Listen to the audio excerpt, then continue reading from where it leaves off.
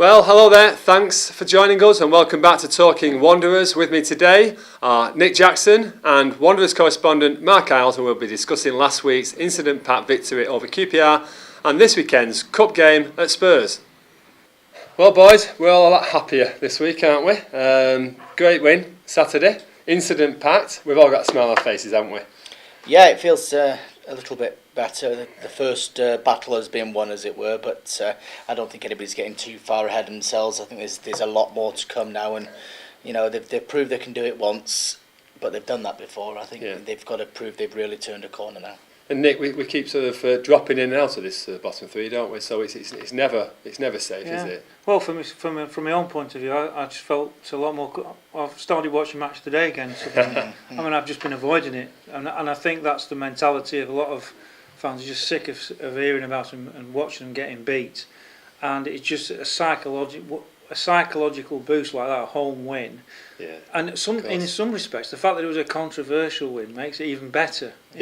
From a sort of like hype point of view, because the whole country was talking about it. You know, it never was and all that. Well, the goal that 2 feet over the line, they say that they even them out in the course of time. Well, it's only taken 15 years, hasn't it, for this one, going back to the first game at the Reebok. It took the Germans 40 years, didn't it? Yeah, exactly. Well, it's funny how karma works, isn't it? I don't think John Lennon got it right when he said it was instant. It's a funny one. It's the same goal. It was almost exactly the same spot that Klasnic rolled the winning goal into as well. Into that bottom corner that Taggart had one hooked off the line. It's funny how it happens, but the important thing is they build on it, because ultimately if they go and get beat in their next league game, it won't matter. Nothing against QPR, but let's hope what happened to Bolton that time, people say that cost them the place in the division. Let's hope it happens to QPR rather than us. It's dog eat dog, isn't it? Indeed. Yeah. And coming up, of course, we've got the Cup, Spurs. And do you think in the back of the minds there might be a bit of Villa, Blackburn, Wolves in the Premier League? I think it will be to a certain extent. I think it'll be interesting to see the team sheet when we get down there to White Hart Lane. I think an educated guess would be that there'll be a few changes. Only a couple of days between that and the Aston Villa game, and there are a couple of players who you'd think are probably itching to get in there. Yeah. I mean, I'd have no problem with him picking an under-9s team to play Spurs, because at the end of the day, it's all about Premier League. So we all know that the bottom line is Premier League survival, although it would be nice to go to the FA Cup semi-final. Yeah. From your point of view, Nick, obviously a lifelong Bolton supporter, I mean, do you think there's an element of redemption needed here from last year's 5-0 defeat at Wembley to Stoke? In the modern era, unfortunately, it's far less relevant. 15 years ago, most definitely. Yeah. And if they were, say, for example, if they were a Championship club and they got to the semi-final, like they did in the 90s, the White Hot days, you'd have said, fantastic, we'll get to Wembley. It's your moment of glory. But at the moment, they're playing the big fixtures every week, and they want to carry on playing them next season. And really, if that means that they don't go and let's face it, the semi-final would be at Wembley probably. Who wants to go down there again and have that again? Yeah. I'm sorry to be cynical about it, but that's the way that's the way a lot of people think. It did leave a sour taste, didn't it? That one and stuff. But it did with me. I had 16 pages to write after the game, and whilst everybody else had gone off and toddled off down the motorway. Yeah, exactly. Yeah. But no, it does. It leaves a bit of a sour taste. I mean, look, in an ideal world, they go hand in hand. You'd get to Wembley, you'd beat Stoke 5-0 at Wembley, and toddle off at the Premier League as well. But realistically, as Nick says, Bolton fans want to stay in the Premier League, and that's the way it should be. Of course they do, and we're looking for people to keep us in the Premier League as well now, aren't we? We're looking for someone to get 4 or 5 goals in the run into the season, and lo and behold, up pops Klasnic. Magnificent strike.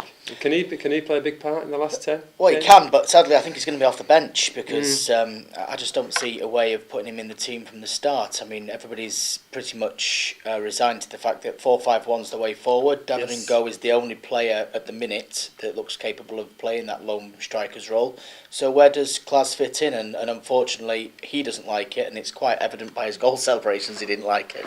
But I think that's the way he's got to be. It's the way he has been since he's been here. Really, he's never been a great starter of He games. can still play a part, can't he? You know, if he It's gets a squad 25 game, minutes, It's a squad game, and the fact is that footballers have to get the modern footballers, no matter how uncomfortable it is, they have to realise they're not really playing in an 11-man team anymore. They're playing in a 14, 15-man team, and that's the way it is. And you've got managers all the way down the football pyramid saying that. It's not just in the Premier League. But you can still get those goals by coming off the bench if necessary with 20, 25 Well, you've played minutes your to part. go. If you come off the bench and you score, then it's if, worked. The and tactics if you're not have needed, worked. if you're not needed, that must mean that you're in a good position to start off with. So it does. It makes sense, Footballers are different people. I think they you know you train all week. As I spoke to John McGinley last night, and he was giggling about it. You know, he said, you know, you train all week, and he says it doesn't matter whether you know you win at the weekend. There's always that thing in the back of your mind that, you know, I should have been out there on the pitch doing it, and I would have done it differently. So we're not talking like for like, though, are we, with John McGinley? I mean, he was a worker as well. He'd stick his foot and chase up and down. No, but he didn't like being out of the team, and no footballer likes being out of the team. That's the way it works. They're all the same. Nobody likes not being picked on a Saturday. Cosmic should run about a bit more then, shouldn't he, really? Well, that would be a start, wouldn't it? If you think about it, you know. And then if Button need him, he can always come on and do what he does. I don't what he think does he's going to change brilliantly. him now, though. He's what, 30, 31 So now. I He's think not going to change that. he's probably got his place then, hasn't he, off the bench and do what he did on Saturday. And the other goal scorer, Pratley, jury has been a little bit out on him this season. I think he said that himself, didn't he? But a lot of people were smiling about him over the weekend. I think, as I said to you coming into the room, I think if the jury was out on Darren Pratley, then it would have made its mind up a long time ago.